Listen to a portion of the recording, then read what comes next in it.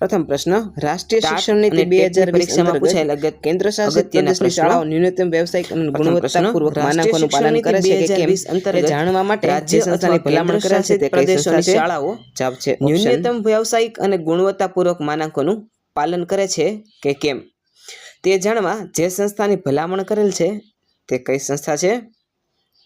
જવાબ છે SSSA એટલે કે સ્ટેટ સ્કૂલ સ્ટાન્ડર્ડ્સ ઓથોરિટી, જે દરેક રાજ્યમાં એક સ્વતંત્ર સંસ્થા સ્થાપવાની ભલામણ કરવામાં આવેલી છે, જે શાળાઓના માનાંકો અને ગુણવત્તાનું નિરીક્ષણ કરશે.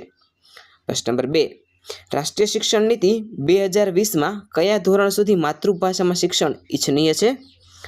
જવાબ છે ધોરણ 8. ધોરણ 8 અને તેથી આગળ પણ માતૃભાષામાં સ્થાનિક ભાષા તથા પ્રાદેશિક ભાષામાં રાષ્ટ્રીય શિક્ષણ નીતિ 2020 મુજબ શિક્ષણ મળવું એ ઇચ્છનીય છે.